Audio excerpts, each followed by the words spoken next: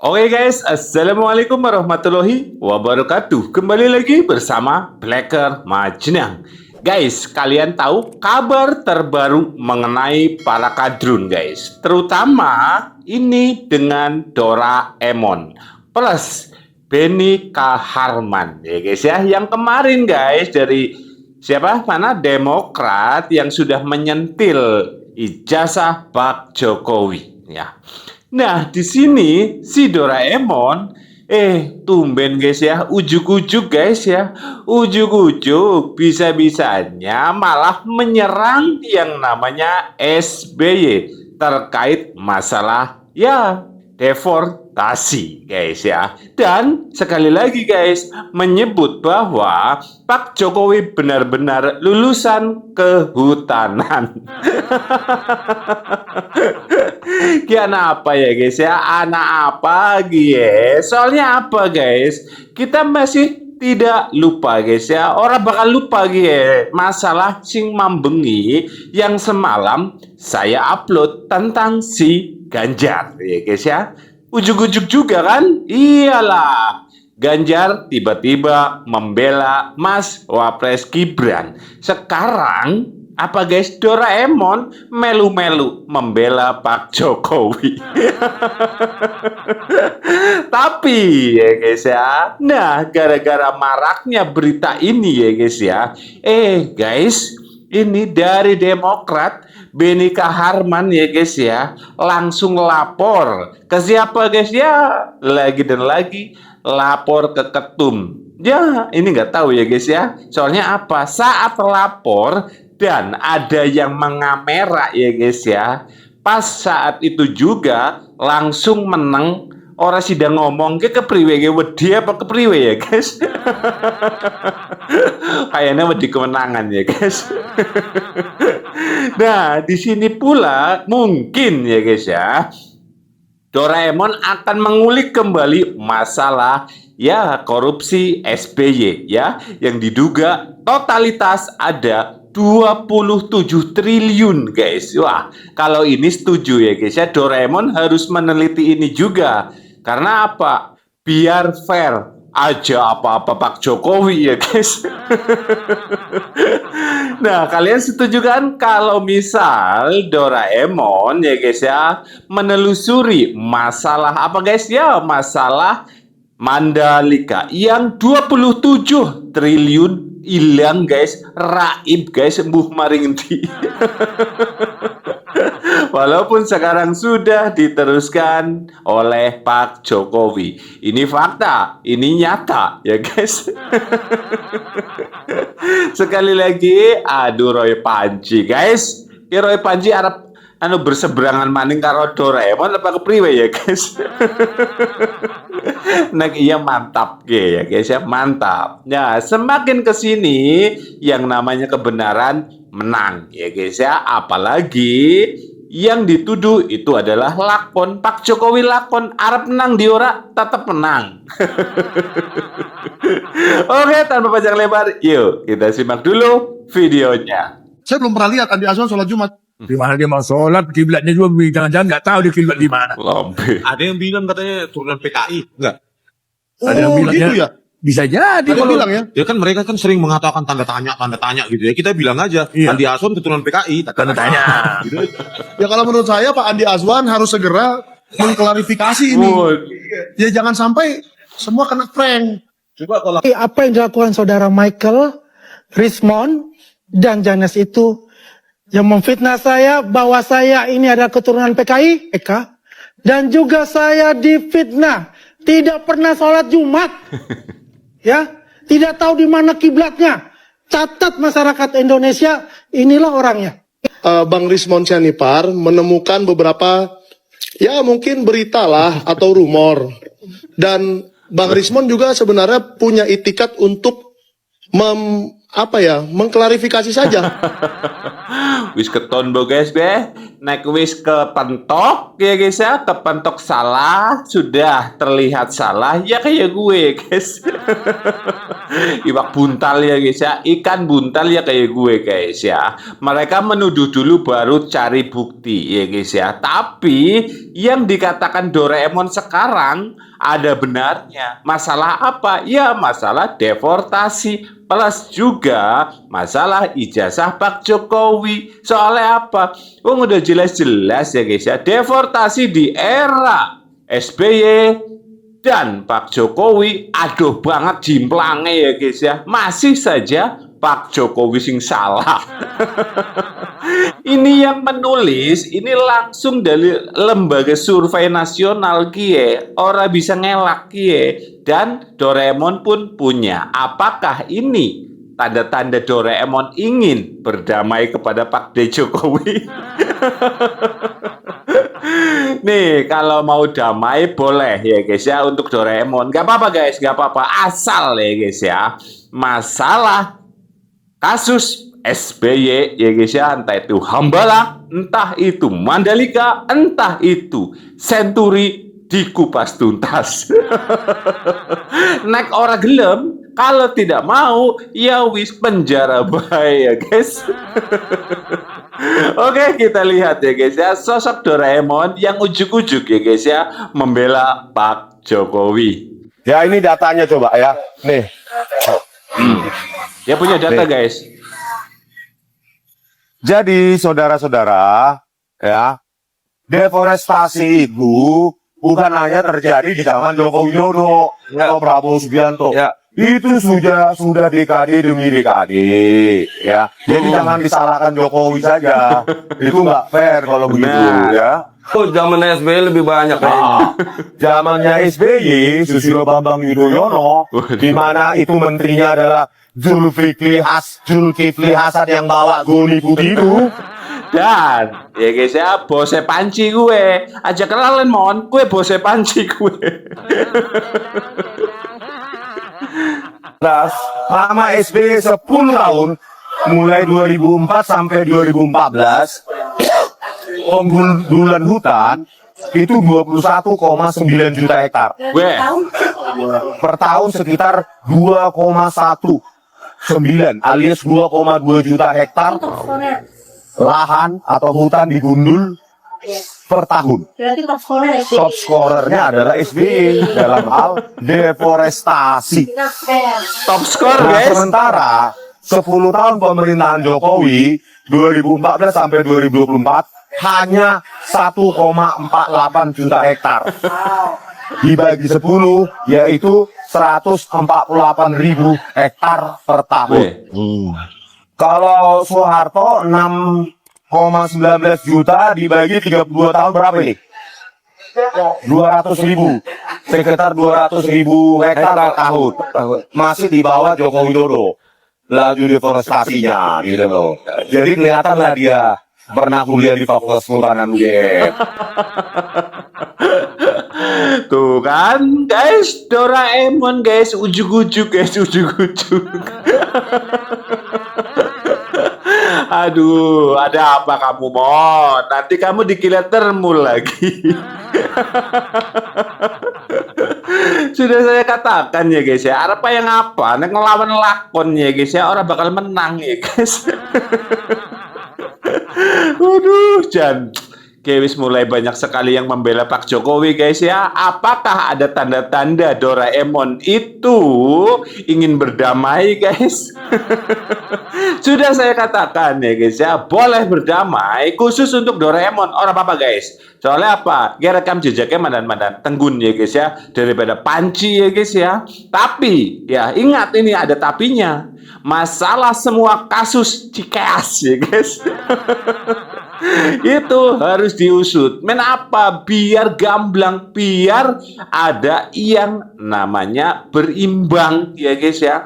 Pak Jokowi orang apa-apa dituduh. Sudah jelas gue, Doraemon punya datanya. Ini data langsung dari lembaga survei nasional. Orang bisa ngelak. Pantes ya guys.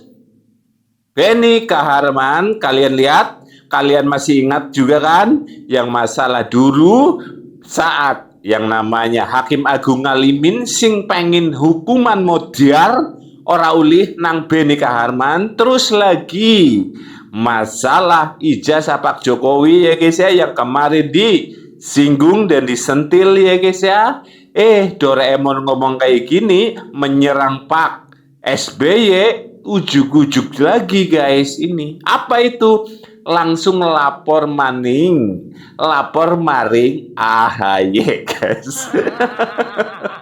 Orang percaya gie buktine. Deleng nah, raut mukanya. Nah, lihat muka guys, lihat mata langsung orang sidang ngobrol. Ulangi. Lah, ulangi.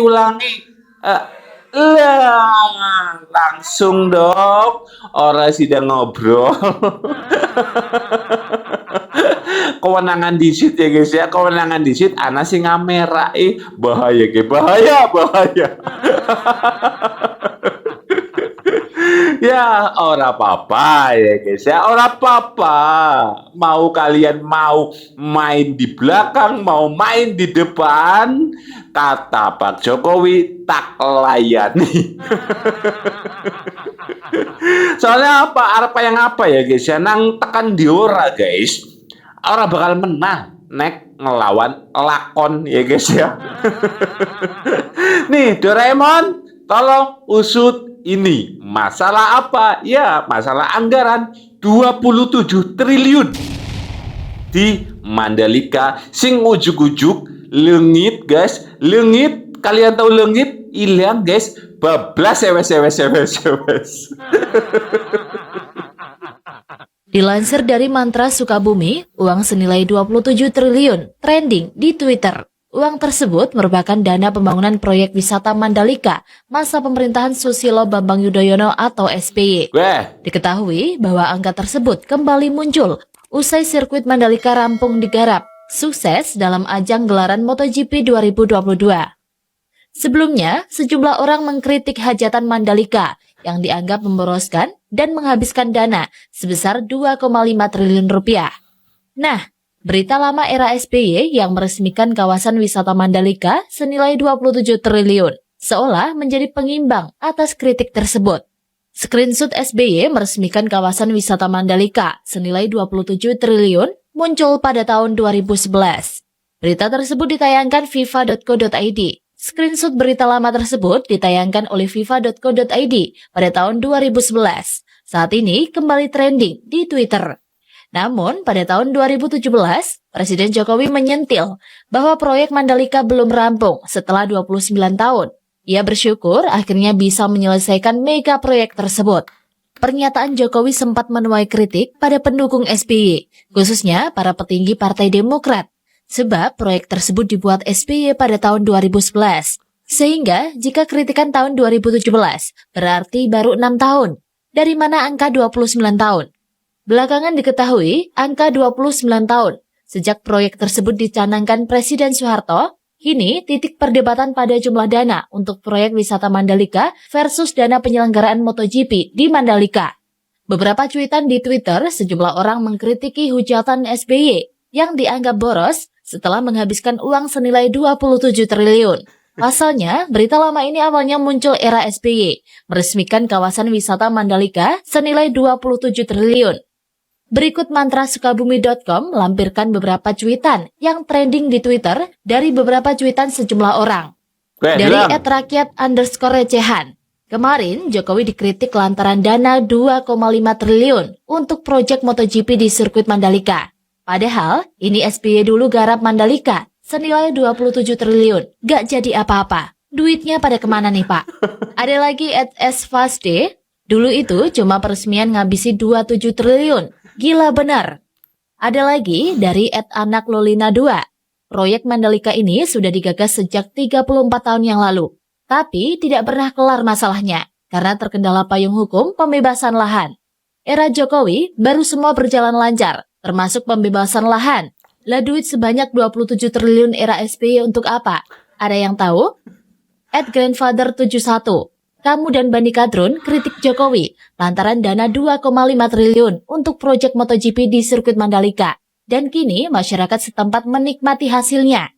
Padahal ini SBY dulu garap wisata Mandalika 27 triliun. Jadi apa? Duitnya pada kemana tuh? Yang membiayai kita juga loh. Ayo siapa yang menggerogoti? Ayo, Kan bengkel siapa? Tanah Wan. Yang penting resmi. Masalah mangkrak itu urusan nanti. Winak tenan 27 triliun. Ayo, siapa sih ngerti duitnya maring endi gue? 17 triliun guys. Ora rampung ya guys ya. 2,5 triliun rampung. Gue cerdas ya Pak Jokowi. Diomong ora duwe jasa. Kan pekok ya guys. Sing aku ya guys ya, sing langkah sing ngusut jere ijazah saya asli ya guys ya.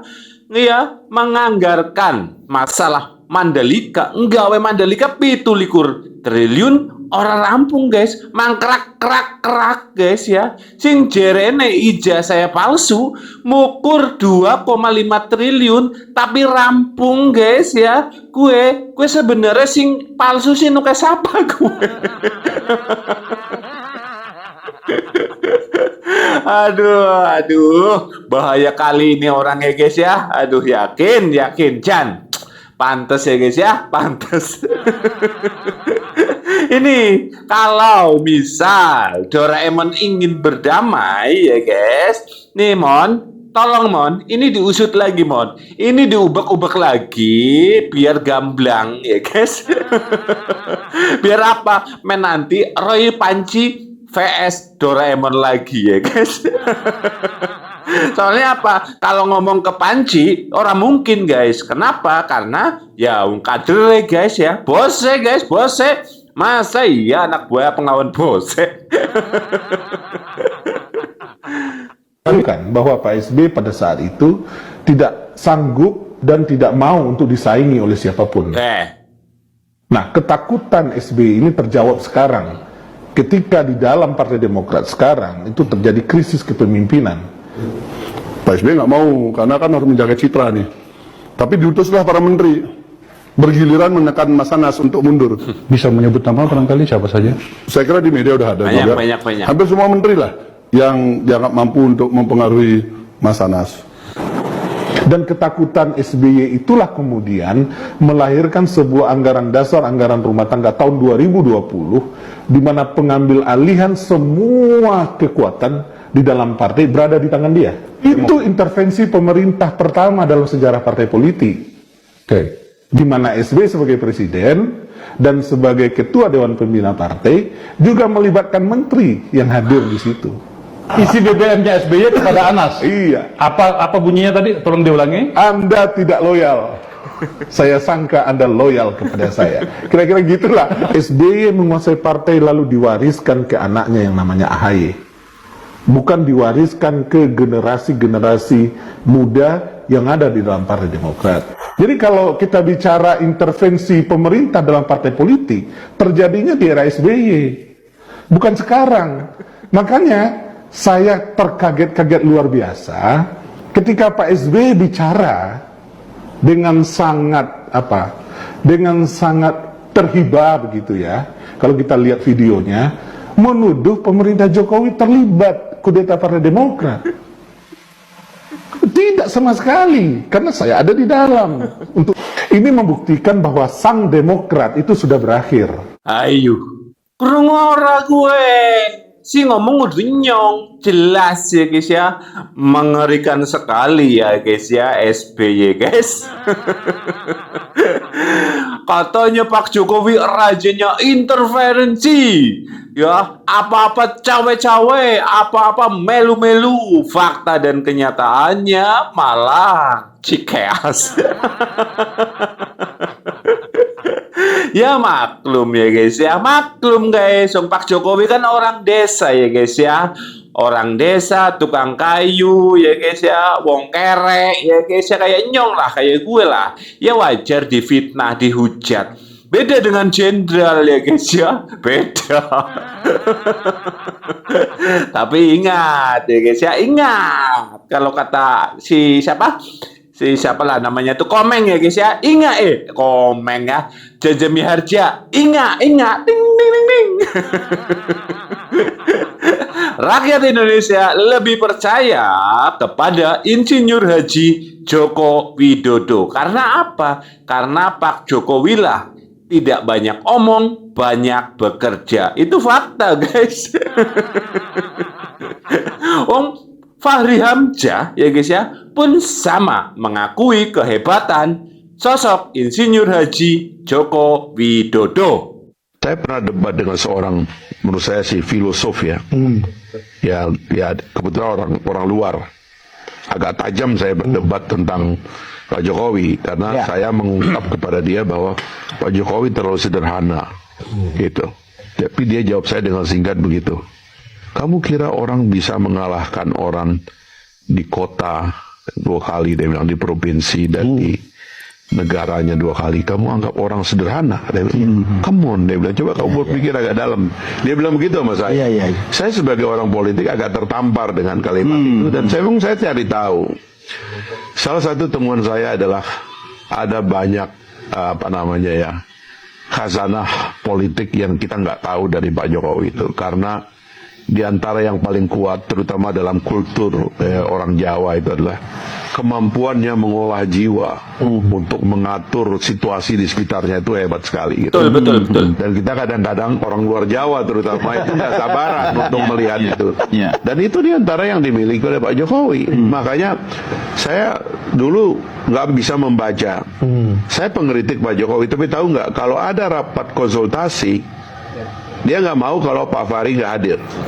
Itu pesan dia kepada Setia Novanto. Waktu itu tetap jadi Saya pengkritik Setia Novanto, Bambang Susetio, ya kan, Ade Komarudin, ketua DPR 3 kali karena pada waktu itu ada gonjang-ganjing. Setiap rapat konsultasi dia nggak mau kalau Pak Fahri nggak ada. Apa sebabnya? Itu satu bang ya. Yang kedua, waktu kita perpisahan bang, itu dia kumpulkan ketua komisi dan ketua fraksi semua. Dia bilang yang membela saya di DPR itu hanya Pak Fahri. Wow. Yang lain nggak bela saya. Bela apa ini? Nggak tahu. Waktu itu memang kita lagi terakhir kan ada perubahan undang-undang KPK. Kan? Jadi dia lihat saya. Tapi menurut saya ini orang aneh juga. Kaget dong ya. Terbalik gitu loh berpikirnya itu. Lalu kalau kita ngomong berdua gitu, ada hal-hal yang dalam yang dia katakan gitu, yang mungkin kita nggak bisa ungkapkan tempat orang, tapi dia agak dalam memantau, dia detail. Pak Prabowo ketemu saya gini, dia bilang, Fahri, kamu tahu nggak kalahnya kita dengan Jokowi apa? Micromanagement. Prabowo, saya ngalah. Soal micromanagement kita kalah sama Jokowi. Dia bilang itu detail sekali, dia bilang. Jadi saya akhirnya kan setelah saya di luar kan, dan tadi saya katakan saya nggak lagi bertugas untuk mengkritik eksekutif karena saya bukan legislatif begitu ya. Saya coba baca gambar besar ini secara baik, karena itulah saya coba memahami simbol-simbol yang dia buat. IKN itu mimpi Bung Karno. Betul. Udah ada tempatnya lagi yang ditentukan. Pak Harto sempat membebaskan lahan di Jonggol, ibu kota. Pak Habibie berbicara tentang itu. Semua presiden berbicara. Pak Jokowi tiba-tiba dia patok, bebaskan lahan. Dia bilang dia taruh alat berat, gerek, dia bangun. Ini apa namanya gitu loh. Kan ini juga kita manusia itu banyak salah, dan kita juga termasuk yang suka ngeritik itu juga harus sadar juga bahwa kita banyak salah. Saya lihat ini kenekatan orang ini adalah khazanah kita. Betul sekali. Itu kalau pakai pemikiran yang cerdas, yang waras ya guys ya. Jelas-jelas guys, Pak Jokowi orang kakek ngomong ya guys ya. Gue ngapa kakek dabrul ya guys ya, kakek bacot. Akeh gue hingkai gue ya guys ya. Tapi Pak Jokowi kerja nyata. Orang apa sih ngomong-ngomong tahan jepit ya guys ya, langsung jadi IKN. Nah IKN guys ya, bukan hanya Indonesia yang kagum, wong media Amerika saja mengagumi sosok IKN, bangunan IKN yang sudah digadang-gadang akan menjadi apa guys? Ibu kota Nusantara, ibu kota masa depan itu ya guys. Jadi sekali lagi, apa iya orang punya pikiran sing wow luar biasa cerdas ya guys ya. Orang duwe ijazah. Yakin ya? Aduh, goblok banget yakin sing duwe pikiran kayak gue ya guys ya. Tapi mana? Pembenci ya guys ya. Kalau atine bosok apa yang apa ya dihalalkan berbagai macam cara. Itulah kadrun ya guys ya. Cuman kita sebagai rakyat Indonesia harus pintar-pintar memilah dan memilih mana yang baik, mana yang tidak baik. Oke, sekian. Semoga video ini bermanfaat. Wassalamualaikum warahmatullahi wabarakatuh.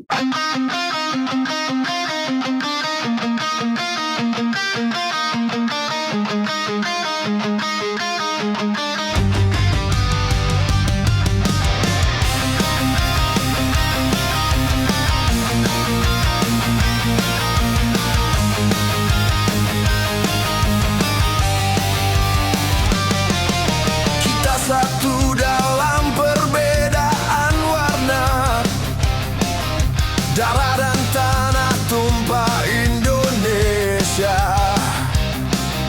Jangan biarkan hati dibakar benci, karena cinta lebih kuat dari iri.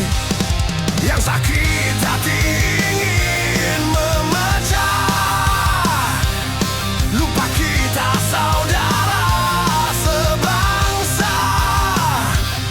Bangkitlah wahai anak negeri, satukan langkah untuk harmoni. Jokowi, Prabowo, Gibran berdiri, putra terbaik negeri ini. Diciptakan Tuhan untuk mengabdi, menuju Indonesia sejahtera abadi.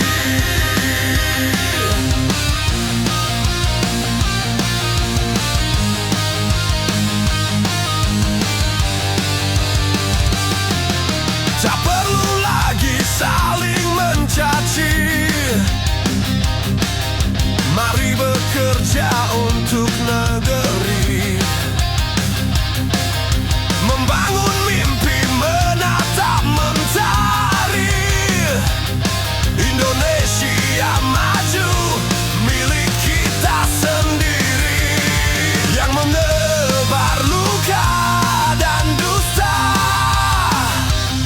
akan kalah oleh cinta bangsa. Belah remaja dan ciptakan lagunya, demi Indonesia jaya selamanya. Jokowi, Prabowo, Gibran berdiri, putra terbaik negeri ini. Diciptakan Tuhan untuk mengabdi, menuju Indonesia sejahtera abadi. Satu nusa, satu bangsa, satu bahasa kita, persatuan untuk selamanya. Tak akan runtuh, tak akan pudar, cinta Indonesia membara.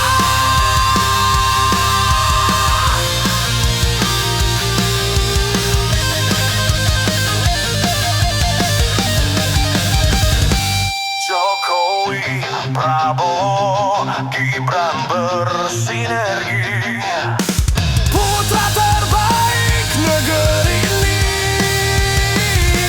Dengan rakyat, tangan berjanji, wujudkan Indonesia sejahtera abadi.